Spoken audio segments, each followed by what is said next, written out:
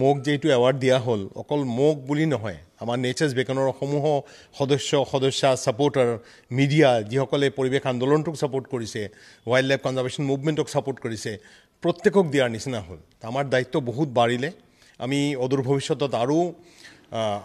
effectively কাম কৰিব লাগিব আৰু এইখন চৰকাৰকো বহুত বহুত ধন্যবাদ কিন্তু এইখন চৰকাৰ বন্যপ্ৰাণী সংৰক্ষণৰ বাবেও কাম কৰিছে আপুনি বিশেষকৈ ৰায়মানা নেশ্যনেল পাৰ্ক হ'ল 422 স্কোৱাৰ কিলোমিটাৰ এৰিয়া ৰায়মানাৰ কথা মানুহে গমই পোৱা নাছিল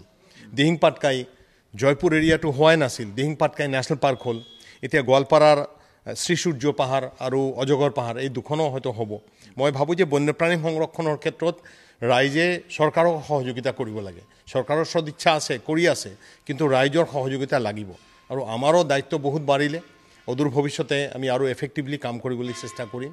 আৰু চৰকাৰকো বহুত বহুত ধন্যবাদ আৰু আমি ৰাইজৰ নেচাৰ্ছ বিকেনে ৰাইজৰ আশীৰ্বাদ বিচাৰোঁ আমিতো মোক চিম্বলিকেলি দিয়া হ'ল মই ভাবোঁ যে আমাৰ সামগ্ৰিকভাৱে যে যিটো দলে আমি কাম কৰোঁ সেই দলৰ প্ৰতি এইটো স্বীকৃতি বহুত বহুত ধন্যবাদ